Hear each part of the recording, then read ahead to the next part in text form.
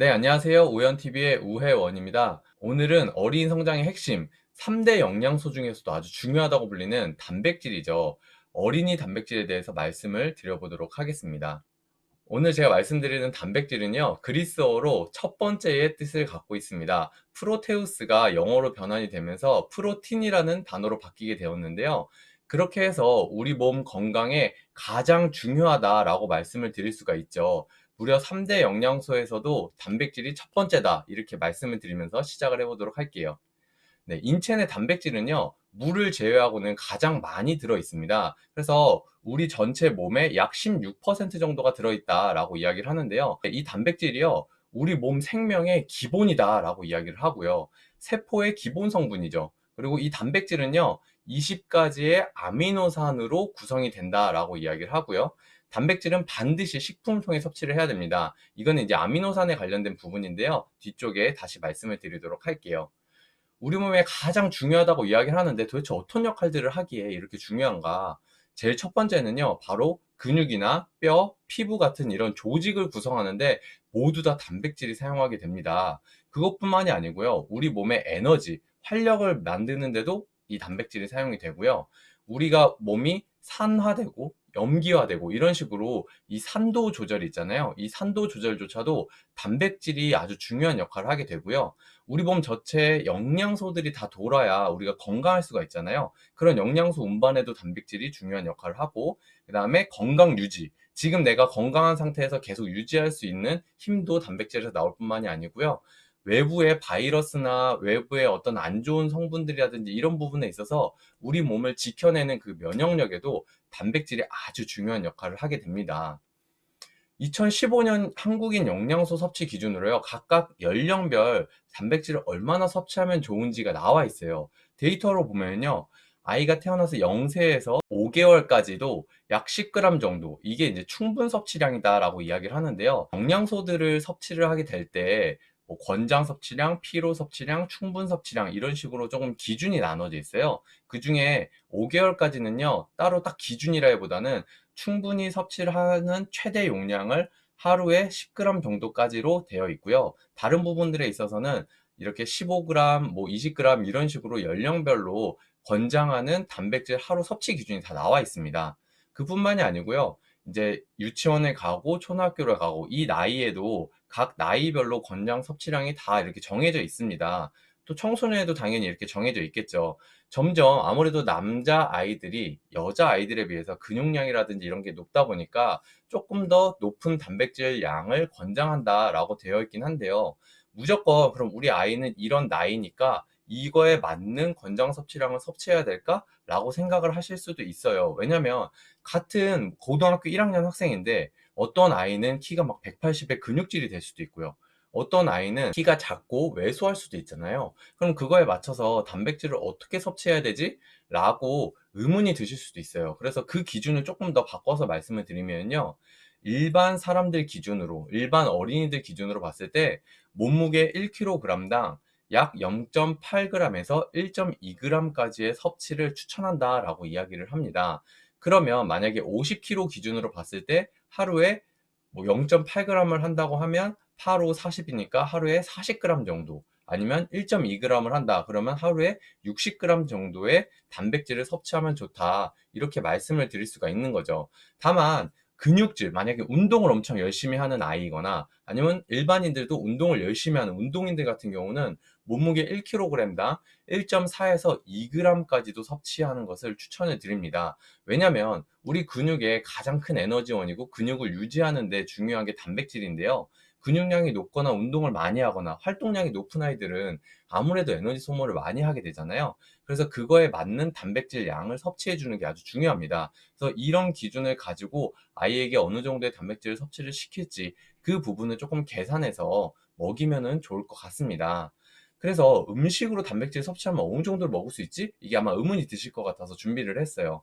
소고기 같은 경우는요, 약 60g을 섭취할 때 60g 안에서 단백질은 약 9.3g 정도 된다고 이야기를 해요.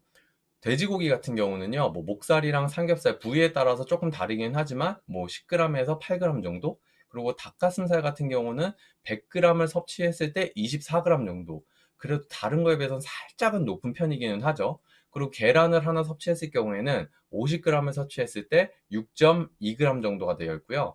두부를 100g 섭취하면은 그 안에 단백질이 9.6g 정도가 들어 있습니다. 이걸 보면 어떤 생각이 드시나요? 생각보다 어떤 양의 우리가 음식물로 섭취를 했을 때 그 안에 있는 단백질 양이 엄청 적다라는 생각이 드시지 않나요? 그런 부분들에 있어서 우리가 단백질을 평소에 충분히 섭취할 수 있을까? 이 부분을 생각을 해보면 대부분 단백질을 부족하게 섭취하는 사람들이 훨씬 많다라는 것을 알 수가 있습니다. 이 단백질 함량이 이렇게 높지 않다라는 건 다른 말로 어떤 걸까요? 특히 이제 육류라든지 고기 같은 이런 부분들에 있어서는 단백질을 제외한 다른 부분들은 뭐 지방산이라든지 아니면 다른 물질들이 또 같이 들어 있겠죠. 그런 부분들이 우리 몸에 같이 들어오다 보니까 칼로리가 엄청 높을 수도 있다. 이 부분을 조금 말씀을 드리고요. 자, 그렇다면 육류 단백질과 뭐 식물성 단백질 이렇게 두 가지로 나눠지는데 많은 분들이 고민을 하세요. 자, 식물성 단백질 먹어야 될까요? 동물성 단백질 먹어야 될까요? 자, 이거에 대한 질문에 대한 답변 조금 간단하게 드리면은, 이거는 제 개인적인 의견입니다. 식물성 단백질이 무조건 좋다, 동물성 단백질이 나쁘다, 이런 거는 전혀 아니고요. 그런 것보다는 성인들 같은 경우는 아무래도 육류 섭취량이 너무 높고 하다 보니까 조금은 식물성 단백질을 섭취하는 걸 더 권장하고, 이왕 단백질을 섭취할 거면 식물성 단백질을 추천한다라고 제가 지난번에 꼭 말씀을 드렸어요. 근데 어린아이들 같은 경우는 성인과 다르게 지속적으로 성장을 하고 영양 섭취가 충분해야 되잖아요. 그러다 보니까 두 개 다 같이 섭취하는 것을 추천을 드립니다.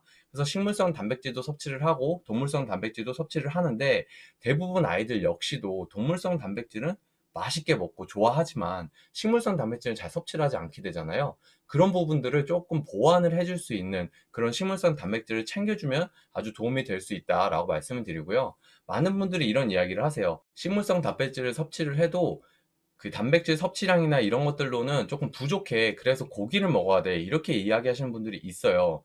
그 말이 틀린 말은 아닌데요. 이 식물성 단백질도요, 뭐, 콩이라든지, 뭐, 쌀이라든지, 보리라든지, 이런 식으로 여러 가지를 같이 해서 섭취를 할 경우에는요, 충분히 단백질이 보충이 될 수 있는 그런 영양소가 됩니다. 그래서 식물성 단백질 같은 경우는 단순히 하나만 섭취하기보다는 여러 가지 잡곡을 섭취하면 좋다라고 말씀을 드립니다. 네, 그래서 오늘은 이 부족한 식물성 단백질을 채우면서 아이의 성장을 도와줄 수 있는 뉴트리키즈 프로틴 베리에 대해서 소개를 드리도록 하겠습니다. 성장기 어린이를 위한 맛있는 단백질이에요. 왜? 베리 맛이니까. 딸기 맛 단백질이기 때문에 아이들도 거부감 없이 먹을 수 있게끔 되어 있는데요. 일반 저희 뉴트리 파이토 프로틴 단백질 같은 경우는 말 그대로 단백질 함량이 엄청나게 높고 순수 단백질이 좀 더 강해요. 근데 뉴트리 키즈 프로틴 베리 같은 경우는요, 여기 보시다시피 탄수화물 9g이 들어있고요, 단백질 9g, 그리고 지방 2.5g. 자, 탄수화물, 단백질, 지방, 바로 3대 영양소가 같이 들어있는 걸 알 수가 있죠. 그리고 나트륨과 비타민C 30mg이 들어있고요, 칼슘 250mg이 들어있습니다. 그리고 마지막에 조단백질 9g이라는 게 있어요. 이게 뭐지? 그냥 단백질하고 조단백질이 다를까? 자, 이 부분에 대해서 간단하게 설명을 드리면, 조단백질 같은 경우는 그 일반 단백질 플러스 질소 함량, 다른 영양소들이 같이 합쳐져 있는 거를 조단백질이라고 이야기를 해요. 그래서 꼭 저희 제품뿐만이 아니고 다른 제품들도 단백질 함량과 조단백질 함량이 따로 나오는 경우가 있는데요. 단백질 함량과 조단백질의 함량이 비슷하게 똑같이 나와 있을수록 이 단백질이 더 고품질의 좋은 단백질이다라고 말씀을 드릴 수가 있습니다. 여기서 좀 더 깊게 들어가면 좀 어렵기 때문에 그냥 이 정도까지만 설명을 하고 넘어갈게요. 그래서 뉴트리 키즈 프로틴 베리 같은 경우는 단백질과 조단백질이 둘 다 9g이기 때문에 아주 상품성이 높고, 그 다음에 안에 있는 내용물 자체의 함량 그리고 성분 이런 부분들에 있어서 아주 하이 퀄리티, 높은 성분을 갖고 있다라고 말씀을 드릴 수가 있습니다. 그리고 뉴트리 키즈 프로틴 베리 같은 경우는요, 한 통에 500g이 들어있고요, 1회 23.5g을 섭취하고 하루에 2번 섭취를 하게 되어 있는데요. 제가 위에 적혀 있는 이 기준은 1회 23.5g을 섭취했을 때 기준이 위에 적혀 있는 것입니다. 그래서 단백질은 아까 20가지 아미노산으로 구성되어 있다라고 말씀을 드렸어요. 그럼 20가지 아미노산이 무엇이냐? 9가지 필수 아미노산과 11가지 불필수 아미노산을 합친 거를 20가지의 아미노산이고요. 이 아미노산이란 게 뭐냐면 단백질이 우리 몸에 들어가서 분해가 됐을 때 아미노산으로 분해가 되고요. 다시 그 아미노산이 간으로 들어와서 간에서 합성이 돼서 에너지화로 시킬 수 있게끔 만드는 게 바로 이 아미노산입니다. 자, 그래서 이 부분에 대해서 조금 설명을 드리면 우리 뉴트리키즈 프로틴 베리에는요. 9가지 필수 아미노산과 11가지 불필수 아미노산이 같이 들어있다라고 답변을 드릴 수가 있고요. 칼슘하고 비타민 C가 같이 들어있는데 이 칼슘 같은 경우는 어린이 뼈 성장이라든지 키 성장에 당연히 핵심이 된다는 걸 누구나 알고 계실 거고요. 비타민 C 같은 경우도 아이의 면역력이나 아이의 항산화 또는 아이들이 성장하는데 몸 안에서 나타나는 많은 활성산소나 이런 것들을 제거시켜 주는데도 도움을 줄 수 있기 때문에 비타민 C가 같이 들어있다라고 말씀을 드립니다. 그래서 필수 아미노산 9가지와 불필수 아미노산 11가지가 있는데 이 두 개의 차이에 대해서 간단하게 말씀을 드리면 필수 아미노산은 체내 합성이 불가능하기 때문에 무조건 음식으로 섭취를 해야지만 가능한 그런 아미노산이고요. 불필수 아미노산 같은 경우는 체내 합성이 되는 아미노산을 이야기를 합니다. 그래서 필수 아미노산을 충분히 우리가 섭취를 해주게 될 경우 거기서 우리가 합성을 통해서 불필수 아미노산까지 우리 몸에서 생성을 하게 되는 그런 영양소다라고 말씀을 드리는데요. 각각의 아미노산들이 하는 역할들은 제가 위쪽에다가 그 예전 아미노산에 관련된 영상을 태그를 해드릴 테니 궁금하신 분들은 그거를 클릭해서 보시면 좋을 것 같습니다. 그래서 이 필수 아미노산 9가지가 아주 중요한데요. 이 부분들이 다 같이 들어있는 게 바로 뉴트리키즈 프로틴 베리입니다. 근데 이 제한 아미노산이라는 게 있어요. 이게 무슨 말이냐면 앞에 나왔던 필수 아미노산 9가지가 있잖아요. 이 9가지가 같이 들어있는 게 중요한 거에 대한 설명을 간단하게 드릴게요. 여기 보시면 이렇게 오크통이 있어요. 오크통이 있을 때 우리가 아무리 물을 많이 담으려고 해도 이렇게 영양소 필수 아미노산 9가지 중에 하나만 부족해도 그 부족한 영양소 이상으로는 물이 채워지지가 않겠죠. 그것과 같은 원리입니다. 그러다 보니까 이렇게 채워지지 않는 걸 바로 제한 아미노산이다라고 이야기를 하는데요. 그럴 때 이 9가지가 같이 들어있어서 충분히 이 9가지가 채워졌을 때 우리가 다른 영양소들을 같이 채워줄 수 있는 그 오크통이 완성이 된다. 이 정도까지만 이해를 하셔도 도움이 됩니다. 그래서 단순히 하나의 아미노산을 많이 섭취하는 게 별로 중요한 게 아니고요. 필수 아미노산을 같이 골고루 섭취해 주는 게 아주 중요합니다. 그래서 단백질을 어떤 선택을 하실 때 필수 아미노산이 같이 들어있는지 그리고 보충할 수 있는 불필수 아미노산이 또 같이 있는지를 보시고 선택을 하시는 것을 추천을 드립니다. 근데 이 필수 아미노산은 9가지라고 말씀드렸잖아요. 근데 어린아이들 같은 경우는요, 필수 아미노산이 모두 10가지입니다. 이 위에 있는 아르기닌이라는 성분은 아미노산의 한 종류인데요. 뭐 면역력이라든지 여러 가지 역할들을 하는데 이 아르기닌이 어릴 때는 우리 몸에서 불필수 아미노산이 아니고 필수 아미노산이에요. 우리 몸에서 자연적으로 생성을 하지 못하는 아미노산이었다가 성인이 되면서 점차 우리 몸이 알아서 생성을 해줄 수 있는 성분이 바로 아르기닌입니다. 필수 아미노산 9가지만 들어있는 걸 섭취하면 아이들한테 부족할 수가 있어요. 그래서 불필수 아미노산까지 같이 들어있는 걸 섭취하시면 좀 더 도움을 받을 수 있다라고 답변을 드리고요. 네. 그 다음에 3대 영양소에 탄수화물이 같이 들어있죠. 탄수화물을 간단하게 말씀드리면 활력 영양소다, 힘 영양소다, 에너지 영양소다 이렇게 말씀을 드릴 수가 있어요. 어린 아이들인데도 막 뛰어놀지를 않고 막 기운이 빠져있고 막 이런 아이들이 있잖아요. 아이들은 원래 엄청 에너지가 넘치고 활기차고 뛰어놀고 이렇게 해야 되는데 그런 것들이 부족한 경우에는 탄수화물 부족일 수가 있습니다. 그런 부분들까지 같이 채워줄 수 있게끔 되어 있는 게 이 뉴트리키즈 프로틴 벨이다라고 말씀을 드리고요. 자, 다음은 지방이에요. 단백질에 지방이 같이 들어있어요. 자, 근데 포화지방이 있고 불포화지방이 있는데 보통 오메가3와 같은 불포화지방을 많이 섭취해야 된다 이렇게 이야기를 하는데요. 실제 어린이 성장을 하는 데 있어서는요. 이 두 가지가 다 필요합니다. 어떤 비율로 필요하냐면 포화지방이 3 정도 그리고 불포화지방이 7 정도 이 정도 비율로 섭취를 하는 게 가장 좋은 비율로 어린이 성장에 도움을 준다라고 말씀을 드릴 수가 있는데요.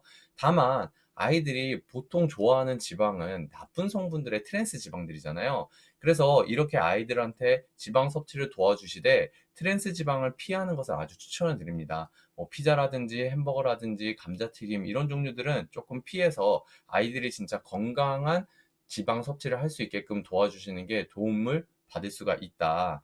그래서 마지막으로 함께 섭취하면 좋은 제품이 어떤 게 있느냐. 첫 번째는요. 뉴트리키즈 이뮤니티 플러스입니다. 바로 어린이 유산균이죠. 물론 이뮤니티 플러스 말고 밸런스 위드인 유산균을 섭취해도 괜찮은데요. 이 유산균을 비타민 무기질보다도 먼저 뽑은 이유는요. 아이들이 사실 골고루 섭취를 하거나 음식을 잘 챙겨만 주시면 비타민 무기질보다도 유산균이 더 중요해요. 왜냐하면 우리가 평소에 유산균을 섭취할 수 있는 부분은 약간 부족하다고 해야 될까요? 섭취할 기회가 별로 없다는 거죠. 그래서 유산균을 먼저 섭취하는 걸 조금 추천을 드리고요. 그리고 우리 유산균을 섭취해서 장 환경이 좋을 때 아이들이 일반 식사를 할 때도 더 영양소 흡수를 잘 할 수 있기 때문에 그런 부분에 있어서 이뮤니티 플러스를 제일 먼저 뽑았고요. 두 번째는 역시 그럼에도 불구하고 부족한 영양소를 채워줄 수 있는 비타민 무기질. 그리고 세 번째는 오메가3 젤리입니다. 아이들이 고기나 육류 이런 포화지방을 주로 많이 섭취를 하는데 불포화지방을 섭취를 하는 걸 잘 싫어하잖아요. 그래서 그런 부분들을 조금 채워주고 부족한 부분을 더 늘려주는데 높여주는 데 있어서 이 오메가3 젤리가 아이들 성장에 불포화지방산을 충전시켜주는데 아주 도움을 줄 수 있다. 이렇게 말씀을 드립니다.